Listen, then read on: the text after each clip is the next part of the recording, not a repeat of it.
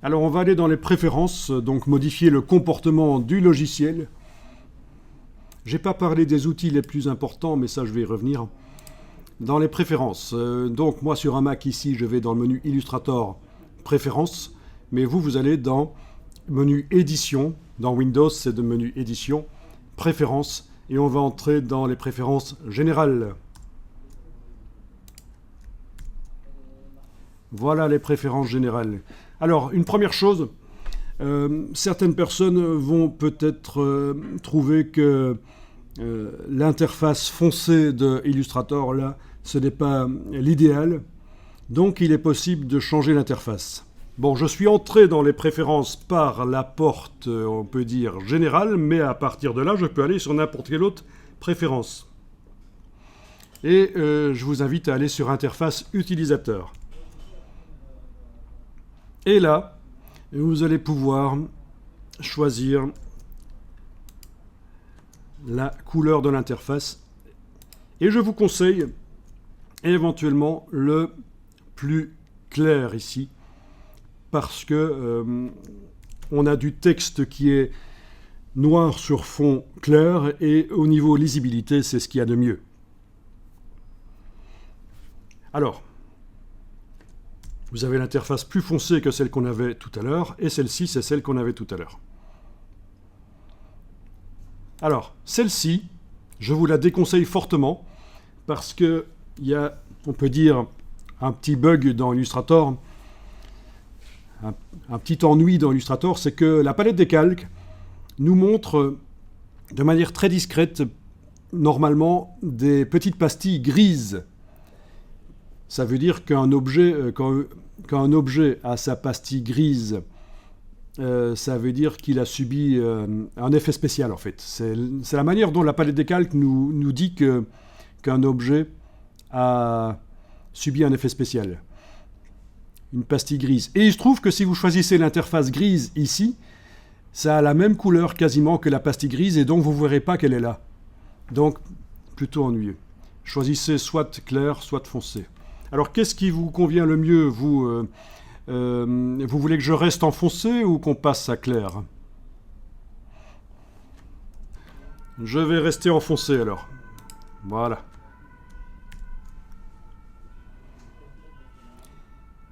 Alors, ok, on va aller dans le réglage des préférences générales, et on va faire 2-3 petites choses là-dedans.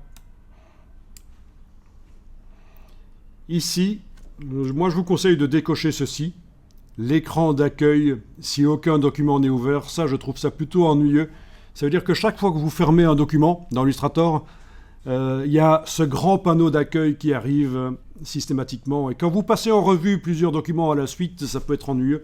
Donc moi, je vous conseille de décocher, afficher l'écran d'accueil si aucun document n'est ouvert. C'est donc dans les préférences générales. Alors, autre chose, je vous conseille de décocher, parce que c'est coché chez vous actuellement, décocher l'option « Cliquez 2 fois pour isoler ». Vous me confirmez, c'est coché chez vous, vous le décochez. Parce que ça, pour les débutants, c'est ennuyeux. Le mode isolation, isoler un objet, ça veut dire qu'on verrouille rapidement tous les autres objets, sauf celui sur lequel on veut travailler. Mais le problème, c'est qu'en tant que débutant, vous avez tendance à double-cliquer sur les objets. Ça, ils passent en mode isolation, vous ne comprenez pas à quoi ça correspond. Donc, vous allez décocher ça, et donc, même si vous cliquez 2 fois sur un objet, il ne passera pas en mode isolation.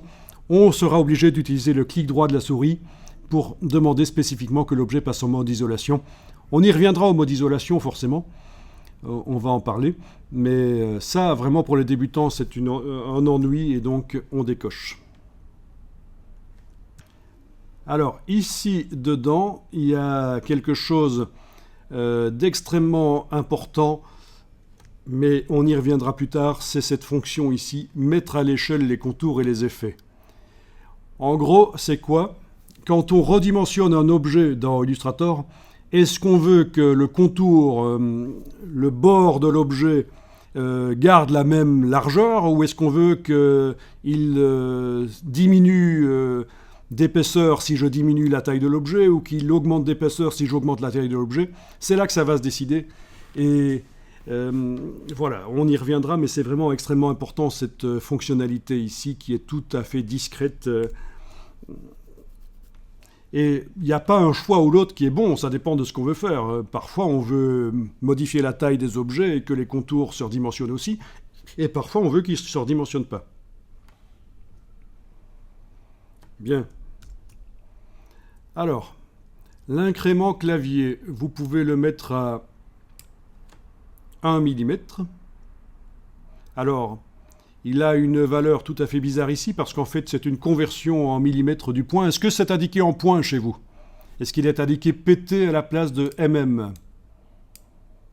Il est peut-être indiqué 1 PT chez vous, 1 point, pour incrément clavier. C'est millimètres chez vous, parfait. Chez les autres aussi, mettez 1 mm, c'est bien. L'inclinaison des axes, on va le laisser comme ça. Au passage, ça peut être intéressant si vous voulez faire des compositions avec des objets qui sont penchés tous de la même manière. C'est là que ça sera intéressant.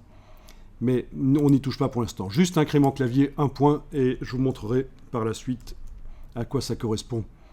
C'est quand on veut déplacer des objets avec les flèches sur le clavier.